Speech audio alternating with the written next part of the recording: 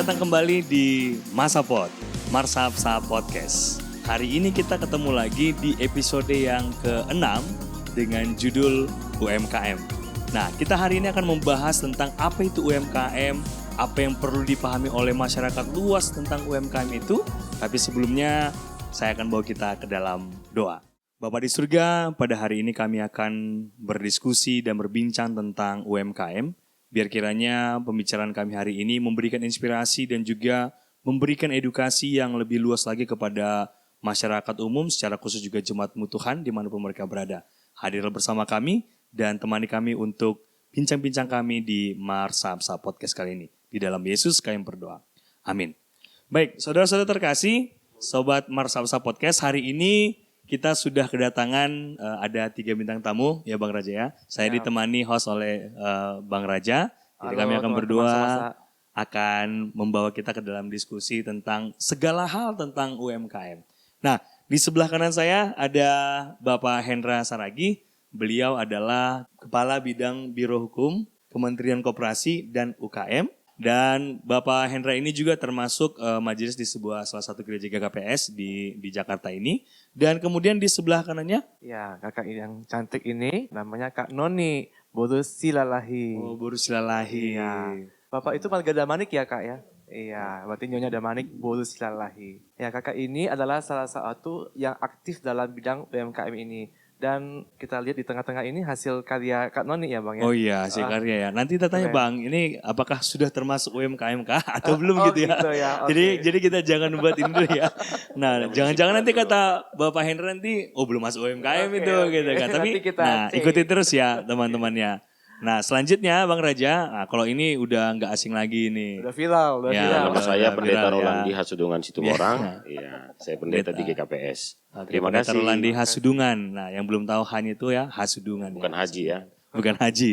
Oke baik. Langsung aja kita diskusi Bang Raja. Mungkin saya sendiri pun nggak tahu nih sebenarnya apa sih UMKM itu gitu kan. Betul. Ternyata ada kementeriannya juga Bang Raja. Nah gimana nih Bapak Hendra sendiri mungkin langsung kami datangkan dari kantor masih Kemenkop ya teman-teman sama saya. Coba dijelaskan apa sih pengertian dasar UMKM itu dan bagaimana pemerintah yang begitu serius dalam hal UMKM. Segala sesuatu tentang UMKM yang bisa Ham sampaikan kepada sobat-sobat Marsapsa Podcast. Silakan. Ya, jadi bicara UMKM ini menarik kalau di zaman krisis itu disebut bahwa UMKM itu pahlawan ekonomi. Oh, pahlawan ekonomi. Kenapa dibilang begitu? Di tahun 98 krisis ekonomi, tahun 2008 krisis ekonomi, ya, itu penyelamat ekonomi itu UMKM. Oke. Nah, UMKM itu memang dari seluruh jumlah usaha yang ada di Indonesia itu 99,8% adalah pelaku usaha UMKM. Oke, UMKM. Nah, kalau ditanya UMKM itu sebenarnya apa? UMKM itu sebenarnya skala usaha. Skala usaha, ya. Baik. Skala usaha itu ya, itu ada usaha mikro, usaha kecil, usaha menengah. Nah, skala usaha itu berdasarkan penjualan tahunan dan aset si pelaku usaha.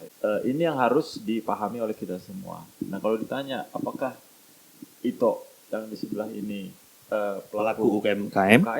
Ya. Oh, jadi pelaku UMKM itu berarti semua pelaku usaha kita bedakan berdasarkan kriteria ataupun skala usahanya. Nah kalau dia pelaku usaha mikro, ya itu aset ataupun kekayaannya itu sampai 1 miliar. Kalau dia 1 miliar dan penjualan tahunan 2 miliar. Nah kalau dia pelaku usaha kecil itu asetnya lebih dari 1 miliar sampai 5 miliar. Nah itu hitungannya dari labanya atau masuk kayak tanahnya? Di luar dari itu tanah dan bangunan. Baik. Misal Tito ini ya itu penjualan tahunannya sampai 2 miliar ya itu masih disebut pelaku usaha mikro. Nah usaha mikro itu ya bisa apa saja, misalnya pelaku usaha perorangan misalnya kan tanpa ada legalitas, tanpa ada badan hukum, ya disebut pelaku usaha mikro juga. Bisa dia juga PT, bisa dia juga CV, bisa juga koperasi. Ya, itu masuk dalam skala usaha mikro ya itu dilihat dari penjualan tahunan dan asetnya. Nah, itu jadi bedanya di seperti itu. Bicara UMKM itu skala usaha, bicara jenis usaha itu bisa koperasi, bisa PT, bisa CV ya, dan lain sebagainya. Nah, jadi kayak misalnya restoran atau misalnya kayak belakang ini kan ada kayak usaha penginapan kayak yang menengah gitu ya, kayak OYO ataupun Red Doors itu termasuk UMKM nggak itu Pak? Ya. Jadi kita lihat dia asetnya sampai berapa. Kalau asetnya sampai 1 miliar, ya dia pelaku usaha mikro. Tapi kalau misalnya dia lebih, ya dia sampai 5 miliar, misalnya, dia pelaku usaha kecil. UMKM itu pokoknya berdasarkan skala usaha. Ya, skala usaha itu dilihat dari aset dan omsetnya dia. Nah, kalau misalnya apakah dia berjenis PT, berjenis koperasi, berjenis perseroan perorangan misalnya atau berjenis CV, itu dilihat dari legalitasnya dia. Legalitasnya dia Nah, ya. itu biasanya dari Kumham ya. Legalitas itu dari Kementerian Hukum dan HAM. Nah, berarti misalnya kayak ini sekarang ini kayak misalnya Kak Noni ini kan dia belum punya brand. Tetap termasuk UMKM gitu. Saya kayak hanya jual paket data saja, jual pulsa itu termasuk. Iya, termasuk UMKM. Wow. Jadi UMKM itu bukan jenis Iya, ya, ya. bukan. UMKM Jadi bukan kriteria Kegiatan ya, Ya, kegiatan. tapi skala. ya, Oke. misalnya skalanya. skalanya, misalnya dia PT sekalipun ya, itu UMKM. Ya kan? UMKM itu skala, UMKM mikro, kecil, menengah. menengah, kan begitu ya. Tadi yang mikro itu 1 miliar. Sampai 1 miliar. Kalau yang Kemudian di kecil atasnya, 1 miliar sampai 5 miliar. 5 miliar. Kalau yang menengah Sampai 15, 5 sampai 15. besar 15 ke atas. Kayak unicorn, decacorn gitu ya kalau udah 15 Nah, ke atas jadi ya. kalau unicorn, unicorn itu kan memang dia meskipun startup ya, Ya, pelaku startup. usaha baru, wirausaha baru, tapi dilihat dari segi aset omset itu kan besar. Oke, Ya. baik. Dia tidak masuk UMKM sebenarnya, dia masuk ke usaha besar. Oke. Dinilai dari aset dan omset. Wah, ini valid sekali nih narasumbernya Bang Raja. Jadi buat teman-teman Sobat Marsasa Podcast, jadi ternyata semua usaha itu kalau dia punya skala, itu udah termasuk UMKM. Atau mungkin teman-teman kepanjangan UMKM mungkin pada belum tahu juga kali Bang ya. UMKM itu ada usaha mikro, kecil, dan menengah. Nah, oke. Baik, itu keterangan informatif lah dari informatoris dari Bapak Hendra. Nah, kalau misalnya dari Kanoni sendiri coba ditanya Bang Raja. Iya, Kak Noni, ini kan sudah mulai ada usaha membuat roti atau mungkin nanti ada yang lain juga yang dihasilkan. Sejak kapan Kak mulai membuka usahanya? Belum lama sih ya, setelah pertengahan pandemi ya, 2020-an. 2020-an. Iya, jadi masih barulah, terus sendiri juga sih. Belum sampai yang paling kalau lagi high season, baru aku dibantu teman. Oh gitu ya. Ngomong-ngomong Kak, apa sih awalnya gitu ya ini, aduh aku mau mulai membuat usaha ini gitu. Awalnya sebenarnya nggak niat bikin usaha sih. Oh iya. Jadi pas awal-awal pandemi kan kita di rumah semua, kecuali bapaknya kerja, anak-anak sekolah dari rumah. Jadi semua di rumah dan kita tuh keluarga yang doyan makan. Jadi jajan terus, hampir setiap hari kita jajan, beli makanan. Terus kita pikir-pikir ini pendapatan nggak bertambah, terus pengeluaran semakin tinggi ya, karena kita banyak jajan. Akhirnya terpikir untuk coba bikin kue kali ya buat makanan di rumah gitu. Dan pas lagi bikin, anak-anak doyan.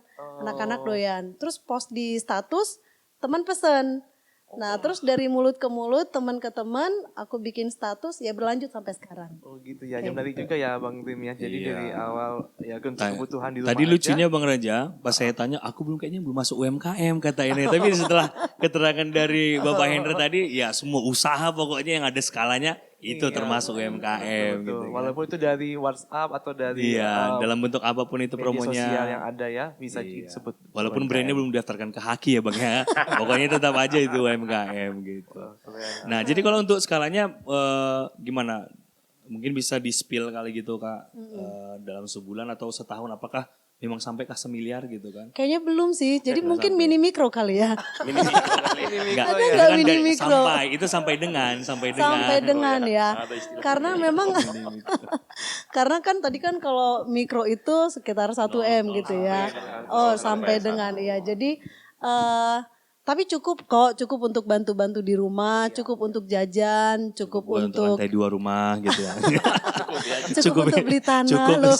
sebulan Sudah sekali kayak khotbah yang kemarin ini. Iya. Mencukupkan Cukup. diri. Cukup, Kemarin ya. kan khotbahnya gitu ya, kita mencukupkan diri. Ya puji Tuhan terbantu, di rumah terbantu gitu. Oke. Nah, kita balik lagi nih Bang ke Pak Hendra. Jadi ini kan UMKM ini kan Pak sedang bertumbuh terus ini ya. Tadi dibilang dari 98, 2008 sampai sekarang ini menjadi apa ya? Menjadi kunci dari apalah stabilitasan ekonomi negara kita begitu kan. Nah, misalnya seseorang ini punya usaha dan apa sih syaratnya supaya pemerintah membantu atau misalnya gimana nih? Misalnya kayak Bu Noni nih, Kak Noni ini dia ini kan punya usaha dan bagaimana supaya syarat supaya bisa dibantu oleh pemerintah? Apakah dia harus bikin foto 2 kali lapangan bola gitu kan atau ada kasih apa syarat-syarat banget tertentu gitu supaya siapa tahu di luar sana teman-teman ataupun sobat-sobat Pengen yang juga ya. sedang berusaha pengen juga supaya lebih naik lagi kesejahteraan keluarganya gimana? Jadi kalau dilihat UMKM ini kan dari jumlah cukup signifikan ya 64,5 juta. 64,5 juta pelaku. UMKM ya. Nah memang belum buy name address ya. Oke. 64,5 juta oke 64, tapi apa nama usahanya, siapa pemilik usahanya, terus kemudian apa produk yang dipasarkan itu belum ada data itu. Ya, datanya cuma 64,5 juta tapi tidak buy name address. Nah, permasalahannya sekarang itu jadi kesulitan ya bagi kita. Kenapa? Pelaku usaha mikro kecil yang cukup banyak itu ya kita kesulitan. Misal contoh ya ada fasilitasi pendidikan pelatihan. Nah kita nggak tahu nih kemana pendidikan pelatihan itu kan diberikan. Terus kemudian kayak kemarin di tahun 2020 ada namanya bantuan produktif pelaku usaha mikro yang 2,4 juta ya. Oh iya yang berapa Ya, kali itu tahapan itu ya? 2,4 itu, juta orang gitu ya. Enggak, Kita 2,4 juta rupiah. 2,4 juta per pelaku. Per pelaku. usaha. Dia itu 2 gelombang Nah, 1,2 setiap. Jadi itu kita udah mengeluarkan 24 triliun itu. 24 triliun ya. Dan ini agak kesulitan kita untuk mengumpulkan data. Jadi datanya itu kita peroleh misalnya dari perbankan, dari apa namanya itu PNM, terus kemudian pegadaian ya. Nah, ini agak kesulitan kita. Jadi akhirnya data-data itu banyak juga yang akhirnya pegawai negeri bisa dapat padahal nggak boleh kan begitu ya. Nah, ini jadi data itu penting ya. Akhirnya kita belajar dari situ bahwa pelaku UMKM ini harus kita data benar-benar. Nah, di dalam Undang-Undang Cipta Kerja ya itu ada keharusan untuk semua pelaku usaha itu mempunyai NIB. Nah, apa ini NIB? Nomor Itu induk ya, ini nomor punya- induk. NIB itu nomor induk berusaha. Oh, NIB nomor nomor berusaha. berusaha. Nomor induk berusaha itu ya apa namanya kita dapat akses melalui OSS, online single submission ya. Nah, Online single submission. Online single Daftarnya bisa Jadi online berarti. semua pelaku ya usaha itu bisa mendapatkan Mendaftarkan NIB melalui online single submission. Jadi ketik aja online single submission ya itu sudah keluar persyaratannya apa, isi saja di situ ya. Nah, NIB ini penting kenapa? Ketika kita masuk ya kita udah tahu ya misalnya itu apa namanya? Ada usaha kue Usaha atau kue, ya kan? Itu nanti terdata, gitu, terdata di situ. Bila mana, misal ada pelatihan kah, atau ada fasilitasi pembiayaan dan lain sebagainya itu bisa dari Langsung data-data terekam. tersebut, ya kan begitu. Nah, jadi memang dari 64,5 juta pelaku usaha, ya saat ini yang sudah memperoleh NIB baru kisaran 2 juta. Waduh. Masih jauh ya. Sampai 10%-nya. Belum sampai 10% ya? Ya. Nah, ini memang agak kesulitan. Kenapa? Karena memang pelaku usaha mikro ini akan ada kekhawatiran setelah dia memperoleh NIB, ya dia apakah saya haruskan untuk melaporkan keuangan, Ya, pajaknya apakah harus gitu. membayar pajak, ya, terus kemudian dipantau pemilik dan lain sebagainya. Nah ini ketakutan-ketakutan seperti itu sebenarnya nggak perlu. Artinya apa? Ketika memang ya warga negara kan harus bayar pajak, tapi kan ada persyaratan-persyaratan di situ. Apa itu? Misalnya contoh ada PTKP, pengusaha tidak kena pajak ada di situ. Terus kemudian juga ada pajak final ya untuk pelaku usaha mikro misalnya 0,5% ya, dan yang lain-lain. Nah ini kekhawatiran tersebut ya nggak perlu lah Nggak perlu ya. dijadi ketakutan Berarti kalau bagi pelaku usaha mikro. dalam hal kesulitannya sebenarnya udah nggak terlalu sulit ya Pak ya, karena Ya. dari one single submission itu kita daftar secara online, Ya, kita betul. begini udah Ya. selesai, udah bisa Ya. dapat NIB ya. Ya memang namanya untuk pengisian aplikasi bisa saja internetnya yang terganggu, terus kemudian juga belum familiar untuk masalah mengisi sinyal dong ya. itu ya, Pak. Nah ini ada tutorialnya kok di YouTube. YouTube tuh ada tutorial tutorial di bagaimana YouTube. mengisi NIB di OSS. Nah, apa keuntungannya tadi? Biar Nah, lebih detail didengarkan teman-teman. Keuntungannya Punya banyak. NIB tadi. Ya, keuntungannya baik ketika kita mendapatkan NIB ya, itu untuk pelaku usaha mikro misalnya ya, dengan kue-kuean begini kan. Nah, ini kan sederhana dan bahan bakunya juga sebenarnya kan sudah gampang juga. didapat, terus kemudian ya pasti halal lah ya, pasti Ya, halal ya. pasti. Nah, Pakai minyak babi. ya, dan pelaku usaha mikro ini ya dengan mendapatkan NIB dia juga sudah sebagai izin usaha, berlaku juga sebagai sertifikasi standar dan berlaku juga sebagai sertifikasi halal. Oh gitu. Nah, jadi itu satu paket itu dengan NIB itu satu paket. Kenapa? Otomatis ya. Itu penting ya. Ketika kita bicara apalagi ini ya produk makanan, itu halal itu Jadi hal yang jadi wajib hal yang sebenarnya. perlu ya. Iya. Halal itu jadi hal yang perlu. Nah, dengan NIB itu semua ya. Standarnya ada, halalnya ada, usahanya ada gitu. Jadi gitu. Jadi terus ada kemudian standar kita halal juga dan mau gitu mengakses pembiayaan misalnya kan, itu NIB-nya mana? Ya, dengan NIB itu kan semua sudah terregister siapa pemiliknya. Berarti modalnya untuk berapa. modal usaha pun misalnya peminjaman lebih gampang gitu. Ya, Untuk- jadi itu jabatan pertimbangan. Artinya apa? Ya kan pihak perbankan. Kalau untuk pelaku usaha mikro ini kan banyak akses pembiayaan yang bisa didapat. Contoh misalnya kredit usaha rakyat, ya itu bisa Ya, 20 juta misalnya kan seperti itu. Nah itu bisa. Ya dengan NIB dia bisa sebagai legalnya lah. Ya, kita mau mentransformasi dari informal ke formal melalui NIB itu. Iya Bang Raja. Jadi kayak bank-bank di Indonesia pun kalau dia pinjaman UMKM biasanya bunganya lebih kecil ya Pak ya. Enggak, Kalau kalau bunga itu kan memang sudah ada ininya standarnya Ketetapannya. perbankan. Tapi ada beberapa lembaga-lembaga ya, misalnya kayak KUR itu ya, kredit usaha Kredit usaha rakyat, rakyat, ya, oh. itu Itu di luar bank atau masih di dalam? masih di bank tapi dia punya fasilitas khusus khusus. untuk Oke. pelaku usaha mikro dan ya. ultra mikro. KUM. Ada PNM juga ya kan. Ada beberapa pembiayaan yang memang dia bunganya itu di bawah daripada perbankan. Kalau dia di bank pasti dia standarnya pasti sama. Oh, menarik sekali Luar ya. biasa. Tadi juga gitu Bang Raja. Bang Raja coba tanya kira-kira Kak Noni jadi tertarik gak untuk mendaftarkan ini usahanya ke NIB gitu kan? Gimana? Mau Kanoni tanya gimana? juga sih, itu sama nggak boleh. dengan yang kita daftar ke kelurahan itu kan ada juga ya nomor izin usaha ya, itu sama nggak? Nomor induk induk usaha usaha. yang kita kalau daftar ke kelurahan. Sebenarnya bukan kelurahan. Ke kelurahan itu kita ngisinya di kelurahan.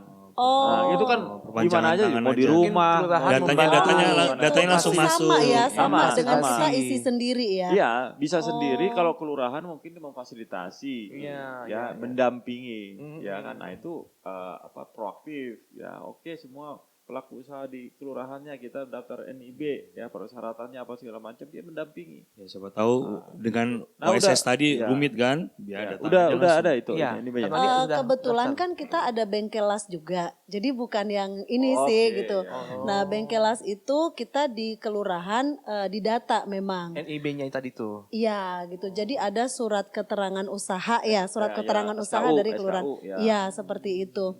Itu memang kita sempat punya untuk yang bengkel las. Nah, Tapi SKU belum dengan dipakai sih. NIB ini Ternyata kok sama lebih atau kecil beda? ya. Ya. SKU dengan NIB Beda. Beda. Jadi NIB itu dia sudah masuk ke ini kan. Nah, ada yang kesulitan Oke. yang nggak Iya. bisa dapat ya. Jadi kelurahan menjadi Jadi memfasilitasi. kelurahan mengeluarkan Iya. SKU itu. Oh gitu. SKU. Nah gitu, jadi wah luar biasa ya. Tadi saya berpikirnya bakalan Ya, ternyata ya biasa-biasa, ternyata lebih banyak informasi. berguna Jadi ya. buat sobat-sobat Masapot yang mendengarkan ini, jangan apa ya, nggak rumit sebenarnya. Justru malah kemudahan-kemudahan ketika usaha saudara-saudara terdaftar di dalam NIB itu, seperti yang katakan Pak Hendra tadi, justru malah membantu. Banyak yang Bisa menambahkan apa skill dengan pelatihan-pelatihan tadi gitu kan. Datanya bagus, bahkan membantu manajemen keuangan juga. Kalau tadi Kak Noni malah keuangan nggak dicatat lagi Kak ya, mungkin karena untungnya. Awal-awal memang aku selalu catat. Jadi aku catat pemasukan berapa, pengeluaran berapa. Seminggu aku habis berapa loyang. Terus aku lihat trennya kapan ramenya, kapan enggaknya gitu. Kapan cuman sekian loyang gitu. Tapi kesini-sini karena aku harus hampir setiap hari catat-catat gitu kan. Terus harus setiap hari juga buka laptop, jadinya kayaknya aku jadi merasa nggak efektif. Yang penting aku udah ada di otakku, aku udah tahu deh hitung-hitungannya. Jadi aku begitu sih sekarang.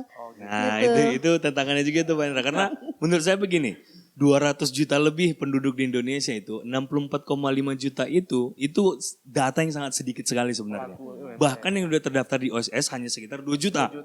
Gitu kan. Jadi sebenarnya apakah jangan-jangan ada banyak orang yang seperti Kak Noni yang udahlah pokoknya usaha hari ini ada untungnya buat makan gitu. Nah, gimana supaya mengajak masyarakat lebih ini lagi? Pak Hendra? Jadi memang dari semua pelaku usaha itu ya, pelaku usaha mikro itu lebih ke arah sustainnya ya, sustain. Hanya untuk mencukupi kebutuhan dia sehari-hari. Masuk kantong kiri, keluar kantong kanan, masuk kiri, keluar kantong kanan. Nah, ini sebenarnya tidak baik kan begitu. Dari pelaku usaha itu 40% yang sustain ya. Artinya yang tetap ya, hanya tentunya. untuk kebutuhannya saja gitu loh. Nah, yang di tengah-tengah ya antara butuh terus kemudian dia mau berkembang, yaitu di 23%-an lah, ya kan. Nah, yang growth itu yang dia memang mau bertumbuh itu cuma 12%. 12% yang mau tumbuh. Jadi banyak kan memang yang apa ya namanya? Ya sudah untuk kebutuhan kehidupan sehari-hari kan begitu ya. Nah, ini sebenarnya apa ya namanya? Bisa kita tingkatkan dengan pemahaman bahwa memang ya selain juga untuk mencukupi kebutuhan dia juga bisa berkembang kan begitu ya. Nah, ini memang agak kesulitan. Kenapa? Dia nggak mengetahui adanya tren naik atau tren turun. Ya kan? itu penting Nah, tren padahal naik ya. sama tren turun itu bisa kita ketahui dari apa? Ya dari laporan pembukuan. Nah, sekarang laporan-laporan seperti itu banyak di aplikasi. Ya kan? Di aplikasi ada aplikasi-aplikasi. Ya gue sebut kali ya. Ya untuk ini untuk keuangan, Pembukuan, ya, Pembukuan, ada. ya, ada pembukuan buku. sederhana. Ada banyak sekali aplikasi. Masuk, terus kemudian masuk untuk keluar segala. Ada sebenarnya. Kan kita di Kementerian Koperasi juga ada namanya Lamikro. Lamikro ini apa ini? Lamikro itu aplikasi yang mencatat masuk dan keluarnya ini itu pelaku usaha. Udah ada di Mikro app, itu. udah ada di App Store juga ya, bisa diinstal. Udah bisa. Oh, Nanti udah. coba aja. Selain itu juga banyak juga yang Lamikro lain. ya, Lamikro. Nah, Yang sebentar penting. Bang ya. Tadi katanya masuk, oke dia daftar. Kalau keluarnya gimana kita tahu dia keluar, Bang? Misalnya dia berhenti dari usahanya Berhenti gitu. dari jadi pelaku MKM. Ya, jadi kan dilihat dari ini, dari aktivitasnya dia. Ya, misal contoh ya, ketika dia masuk ke OSS, ya dia dapat NIB, dia kan melakukan usaha. Iya. Ada aktivitas di situ. Apakah ada memang data yang masuk setiap bulan atau gimana? Dilaporkan kayak Oh, ada laporan itu. Ya, bulanan kah? harusnya memang ada, tapi tidak secara kontinu seperti itu. Ini kan karena bicara kita UMKM ya. UMKM itu kan ya kadang bulan ini usaha Ya, Seret. kue, ya kan? Bisa Terus kemudian 2 bulan lagi usaha cincang, bisa seret. gorengan, Ledak-ledak. 2 bulan lagi usaha apa kan iya, begitu iya, ya. iya, Nah, iya. ini Jual kita pulsa. nggak, kita lihat ini nggak baik kan begitu ya. Dia harus tapi memang ini karena kebutuhan. Ya nggak mungkin misalnya dia oh di sana gorengan misalnya, dia harus pindah karena dia memang harus memenuhi kebutuhannya. Iya, iya. Ya kan, tapi kalau misalnya dia yang udah di tengah-tengah tadi antara kebutuhan sama dia berkembang, dia lihat, oh ini gimana caranya supaya usaha kita ini bisa terterima kan begitu ya. Dia lakukan penetrasi pasar melalui marketing, ya kan, terus kemudian pembiayaan, apalagi segala macam kan begitu. Nah, ini memang sedang kita upayakan sehingga kita bisa memetakan nih Mapping ya ke mapping masyarakat. ya pelaku usaha apakah ini growth atau memang dia start atau dia ini nggak ada lagi kan gitu Oke, ya. baik. Gitu. Di situ Bang, di sini kan ada pendeta, kan gitu kan. Nah tadi kan jangan di skip. Tadi kan yang sustain itu ada 40%, 23% tadi yang di tengah-tengah, ya antara kebutuhan, dan kemudian ada 12% yang mau maju, bertumbuh. ya. 12%. Ya bukan 12 seperti Yesus ya Pak Pendeta ya. 12%. Nah Bang Pendeta gimana nih? Kan Bang Pendeta pasti punya jemaat. Nah gimana pengalaman Bang Pendeta? Gereja, tadi kan pemerintah udah jelas nih. Bikin one single submission lah, bikin aplikasi lah mikro lah udah sampai ke App Store gitu kan. Nah gereja gimana? Ketika ada warganya, ada jemaatnya yang punya usaha tadi, ataupun mereka sampai sekarang nggak tahu itu UMKM atau tidak gitu kan, walaupun sebenarnya itu UMKM Kanoni tadi ya. Nah, gimana yang Pak Pendeta lihat? Misalnya apakah gereja gimana membantu mempromosikan atau membantu membeli atau gimana? Gimana peran gereja lah dalam hal mendukung jemaat yang melakukan usaha? Iya, kalau di tengah-tengah masa pandemik dulu COVID-19, ada banyak warga jemaat kita yang di PHK. Apa nih di PHK? Berhentikan ya dari Hubungan aktivitas kerja, ya, oke. dari perusahaan, kantor. Bahkan banyak yang tanpa ya. pesangon ya. Iya. Sehingga mereka memulai dengan usaha. Ada yang jual sayur mayur, ada yang dulunya dia sebagai buruh di pabrik, di bengkel, dan akhirnya dia membuka usaha las, ya seperti tadi yang disebutkan oleh Kanoni, dan itu bersifat pribadi, keluarga, ya. Dan usaha-usaha itu kalau kita di gereja seperti tempat saya dulu melayani, ya, maka gereja mendukung dengan cara mempromosikan, baik dari grup WA, baik juga di warta jemaat. Oh, sampai warta jemaat. Di warta jemaat juga kita sebutkan, ya bahkan yang jual sayur mayur itu dari sektor 1, kebetulan dia di sektor 1 yang jualan, tapi di 4 sektor itu dihimbau untuk belanja ke sana, kira-kira demikian. Dan secara distrik sewaktu itu tulang, kita ada WA group, ya WA group, saya lupa namanya. Tapi sedistrik 7 ya. Sedistrik 7. Sedistrik 7. Saya masih mengalami karena saya kebetulan admin grup itu. Jadi jemaat Salemba pernah belanja ikan teri dari jemaat Depok. Wow. Melalui WhatsApp WA itu. group, ya WA group bisnis waktu itu. Dan kalau saya tidak salah ada sekitar 25 jemaat kita yang punya usaha tergabung di dalam WA group itu. Ya. Semuanya yang punya usaha. Yang punya usaha, ada yang usaha rempah-rempah, apalagi waktu itu jahe lagi sangat larisnya tuh lah. Iya, mereka beli pakai ALS ya kan. Langsung Kilo dari Simalungun. Buset. Iya, langsung dari Seribu Dolo, dari Buah-buahan Sipitu juga Huta, dong, iya. Jeruk juga. Jeruk. Waktu itu sempat juga jemaat GKPS bermimpi untuk membeli jeruk sampai sekian ton, baru kita bagi per jemaat. Tapi waktu itu ada kendalanya tuh lah. Karena ada istilah yang menguasai bisnis ataupun usaha khusus jeruk ini. Ya, ada maaf kata, ada mafianya katanya. Kartel bahasanya lebih enak kartel. Bahasanya kartel ya. Iya. Sehingga nggak jadi. Tapi kalau yang tadi itu yang jual tinuktuk, jahe, ikan teri, bahkan yang jual ketupat, ya, itu masuk lupis, ya. Bahkan ada yang jual misop hanya karena jaraknya terlalu jauh dari Karawang ke Bekasi. Karawang Bekasi aja jauh, apalagi Orang Ancol. Bekasi beli misop. Iya, beli misop ya kan. Jadi batal ya. Tapi begitulah upaya daripada gereja mencoba memfasilitasinya. Dan waktu itu kita juga belajarnya ini dari gereja tetangga, dari GKJ di Yogyakarta ya. Saya tanya, oh begini baru saya waktu itu dengan Bapak Preses Pendeta Jameldin si Payung, ya kita kolaborasikan juga dengan beberapa tim dan waktu itu berjalan dengan baik. Ya, hanya setelah ini setelah masa Covid mulai melandai, ada yang kembali beraktivitas di perusahaan dan yang lainnya. Yang sustain tadi berarti ya, ada yang Iya, sustain tadi. jadi Tapi ada juga yang masih ini nggak Bang, masih grow up terus nggak di dalam usahanya itu sampai tadi? hari ini bahkan salah satu gereja ya, salah satu resort sudah membentuk dalam bentuk sebuah PT ya Tulang ya. Iya. Oke. Salah satu resort di Jakarta ini sudah membentuknya dalam bentuk PT. Nah, itu udah daftar NIB nggak Bang? Nah itu saya belum Nah tahu. ini Nanti Karena kita ini semoga yang Iya belum ya. daftar suruh daftar karena lah. kalau udah bicara gereja nanti udah nggak apa gereja aja harus tetap daftar Bang, NIB Iya, Bang. Gitu. NIB ya. Karena tadi mana tahu ada pelatihan ya Tulang ya. Mana tahu ada pendanaan bisa dibantu. Karena memang harus demikian hidup ini ya. Kalau misalnya saya baca dalam Yakobus 2:20b dikatakan bahwa iman tanpa perbuatan adalah iman yang kosong.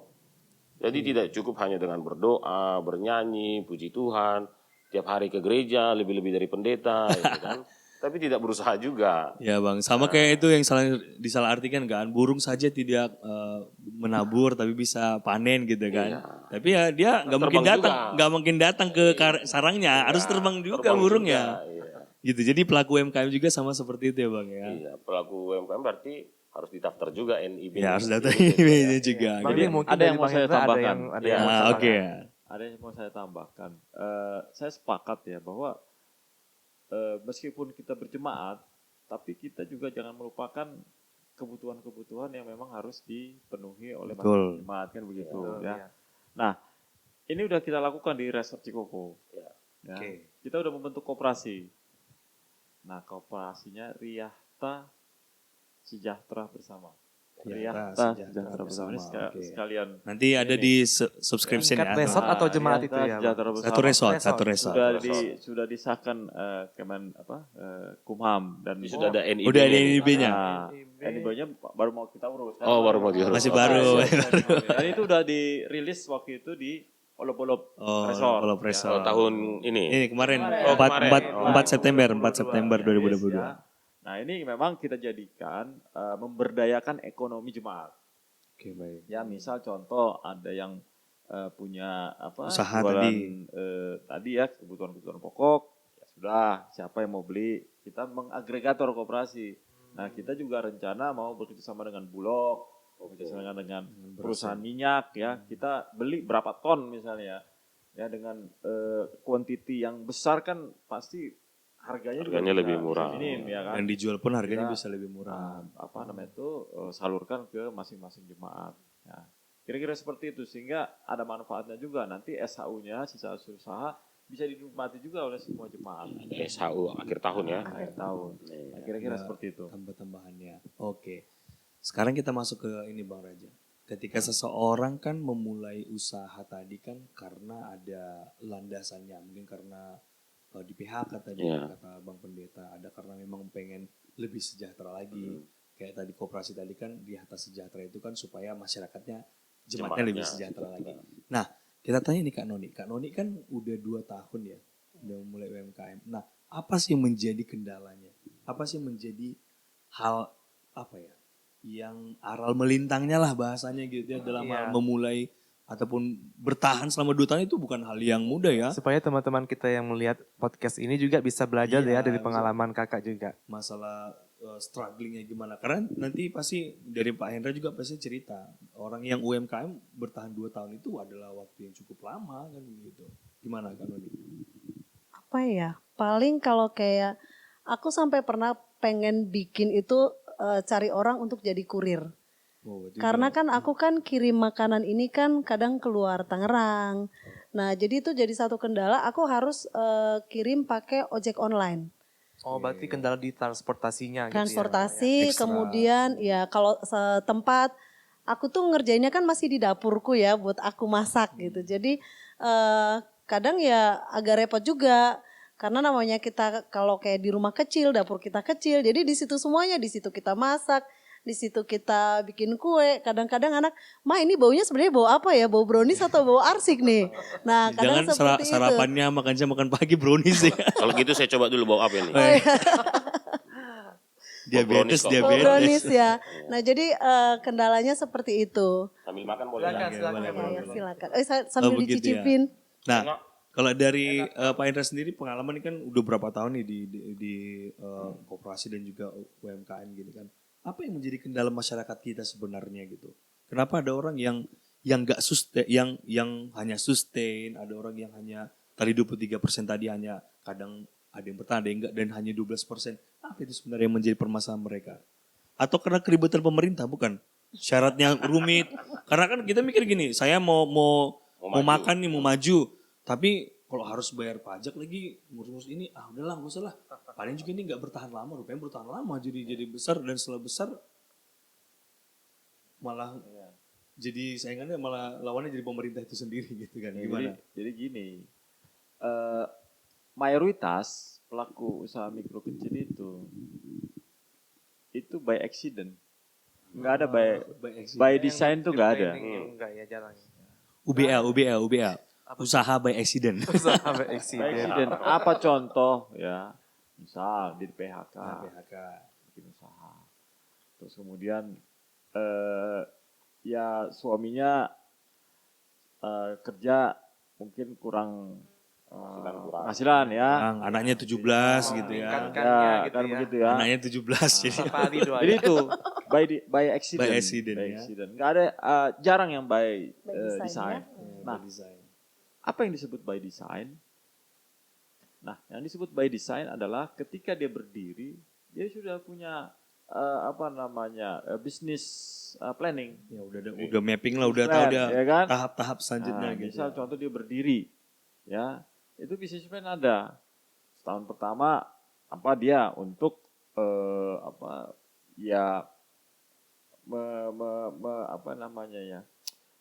Memperkenalkan usahanya produknya. supaya jelas kan gitu ya. Jelas, iya. Nah, terus Baik kemudian itu promonya, tahun segala kedua pengembangan ya kan, tahun ketiga lebih berkembang dan lain sebagainya. Nah, itu kan ada ininya perencanaannya ya planningnya. Nah, banyak pelaku usaha yang akhirnya gagal kan dia tidak punya planning.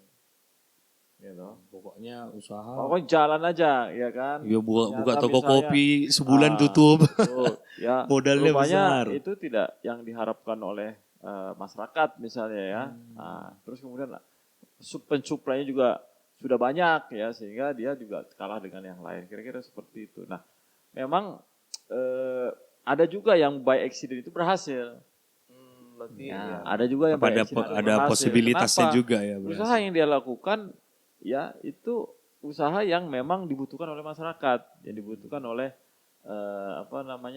customer misalnya Customer-nya. seperti itu Ya, ya. trennya tadi Meskipun gitu ya. tadi gitu. dia nggak ada continue. bisnis planning dan lain Desainnya. sebagainya, tapi usahanya itu Karena dibutuhkan tadi itu dibutuhkan oleh ya. masyarakat. Jadi Contoh tetap misalnya maju. tukang bakso ya kan, bakso bakso aci gendut. atau bakso Kita biasa. bingung loh kok bisa sampai Ada franchise-nya lagi. ngantri ada. kan begitu ya. Nah, padahal dia ya belinya juga di pasar, terus kemudian dia masak sendiri, terus kemudian dia jual juga sendiri ya, pembukuannya juga nggak ada, uang itu masuk plak plak plak plak. Itu aja putar-putar kan, ya tahu, tapi dia berkembang aja tuh bisa sampai tahunan ya kan. Nah, ada itu beberapa, jangankan tahunan, puluhan tahun ya begitu-begitu aja gitu loh. Ya. Nah, tapi dia nggak ada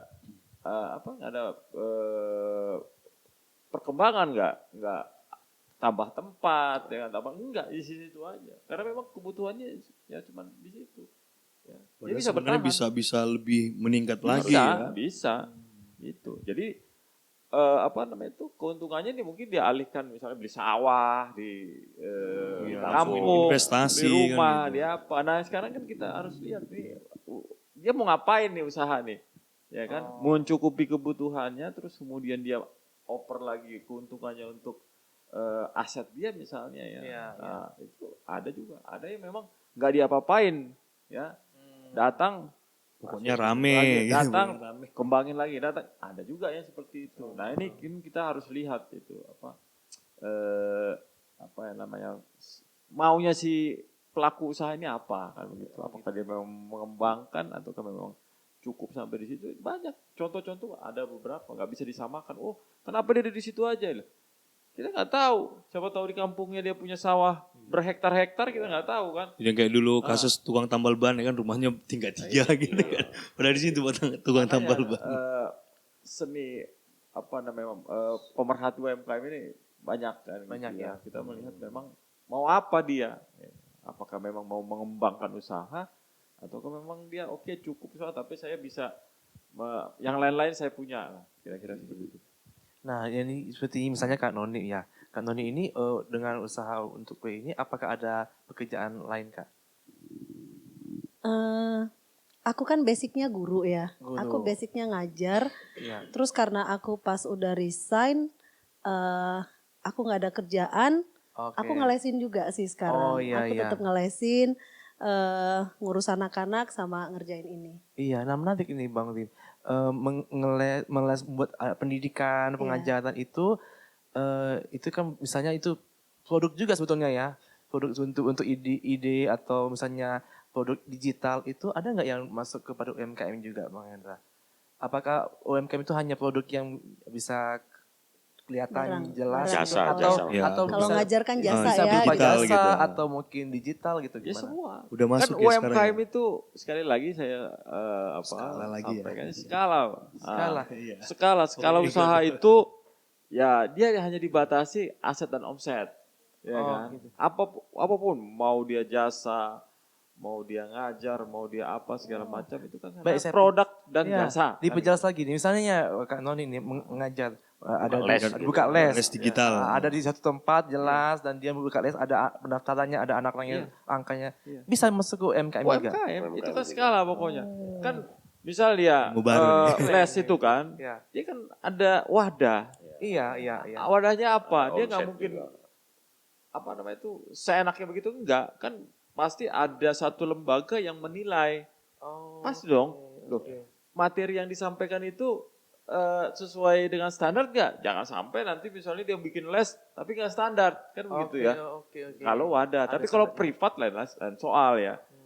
Privat kan tentunya dia pasti punya latar belakang apa, misalnya contoh dia guru, setelah Iya. pulang dia bikin privat, ya Iya, kan? iya. Atau ya dia juga guru di les misalnya ya di satu lembaga Bimbel. misalnya bimbel segala macam ya kan. Dia juga bisa nyambi. Nah, kira-kira seperti itu. Tapi Iya. ada lembaga yang memang bisa Memeriksa, menilai menilai. materi yang disampaikan itu standar. Jangan sampai dia melakukan itu tapi menyimpang misalnya atau mendowngrade misalnya kan. Kayak ngajar bahasa Inggris, logatnya logat Batak gitu kan. Nah, itu kan nggak sesuai standar. Nggak standar itu. Nah ada wadahnya, ya wadahnya itu ya itu sesuai dengan kriteria tadi ya bisa pelaku usaha gitu. Gitu ya. Berarti Nah, kayak gitu. kita yang homeschooling gitu juga bisa ya. Ya, kan Iya. ada wadahnya itu. Pak. Ya Bang Wadahnya- Raja ngajar juga ya. Berarti masuk ke UMKM. ngajar sekolah minggu. Ngajar sekolah minggu lagi. Ngajar mas guru. Bisa nanti kita buat yayasannya Bang. Iya.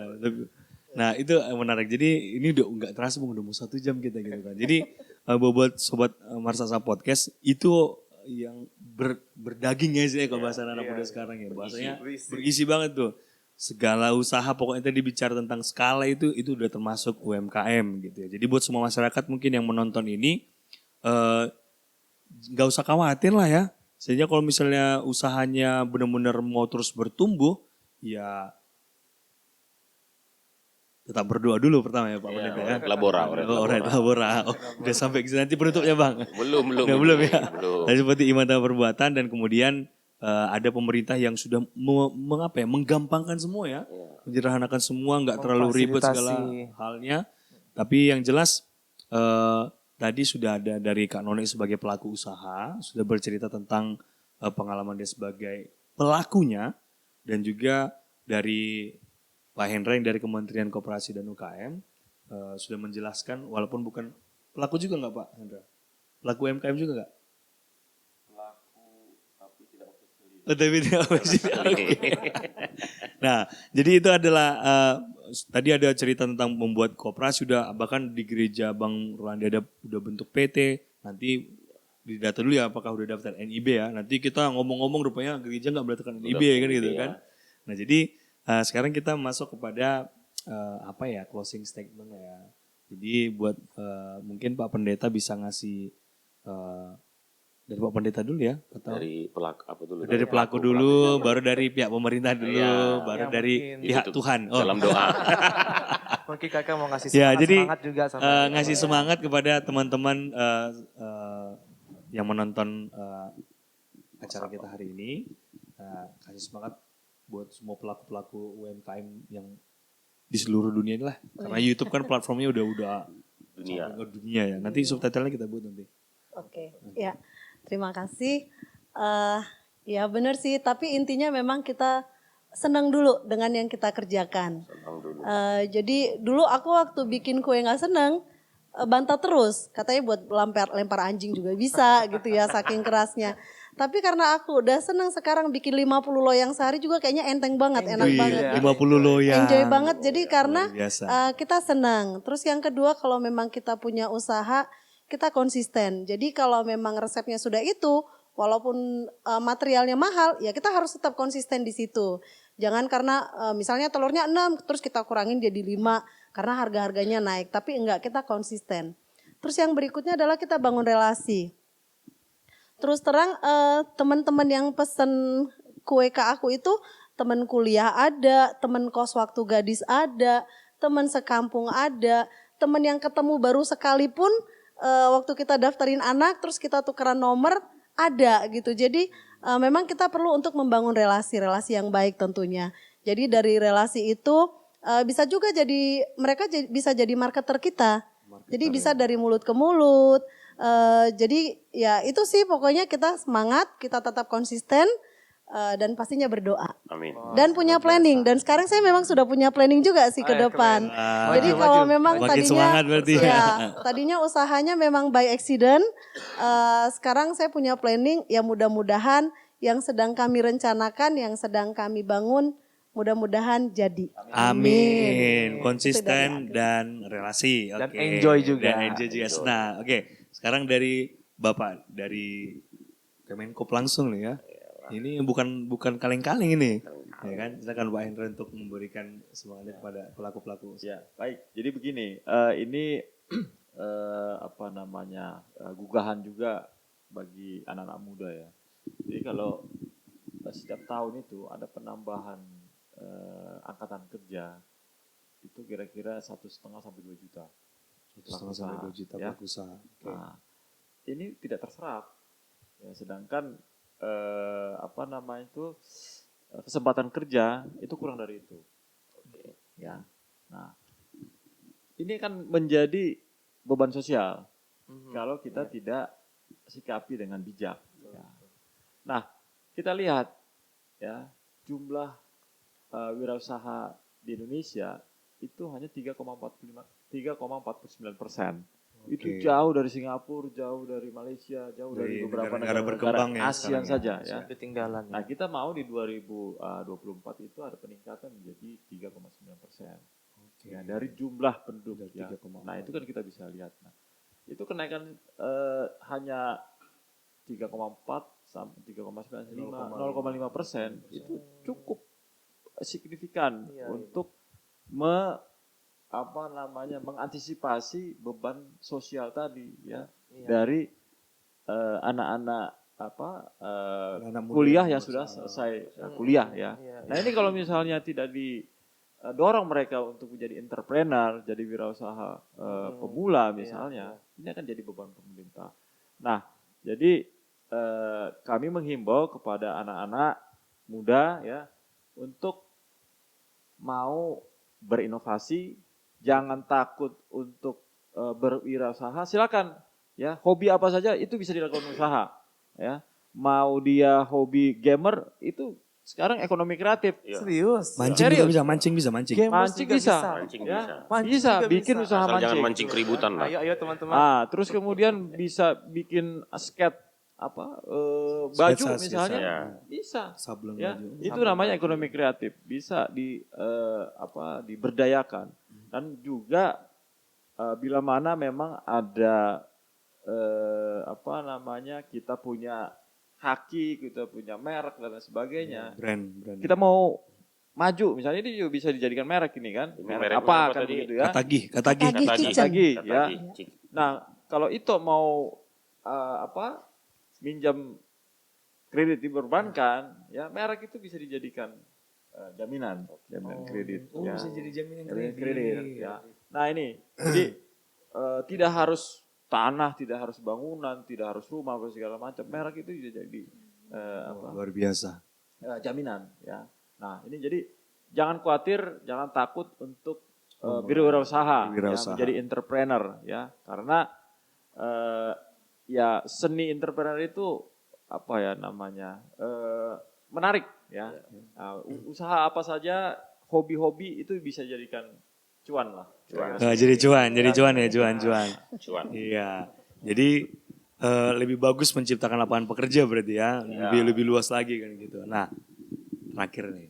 Iya. Tutup doa. Gimana nih? Enggak dong. Nah, Ada enggak Bang Iya. yang membuat kita jadi semangat lagi nih mau membuka? Karena aku juga baru tahu banyak banget ternyata yang bisa Iya. dibangun. Dari hobi pun bisa UMKM, dari ini hobi ya. juga bisa.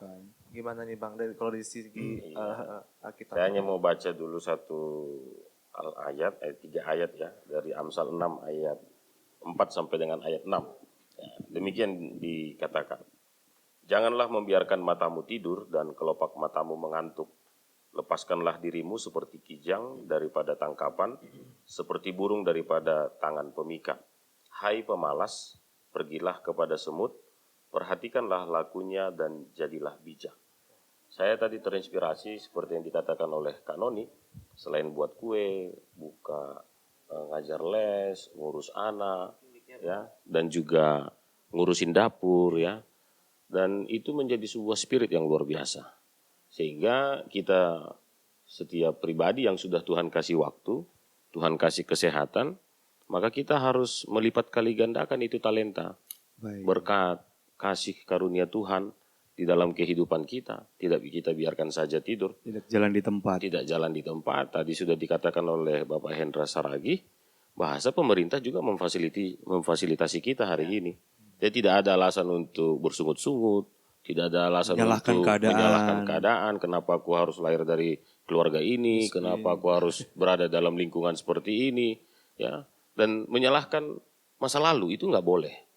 Ya, karena semuanya berpijak dari awal, walaupun itu karena sebuah insiden. Walaupun itu karena sebuah hal yang tidak baik.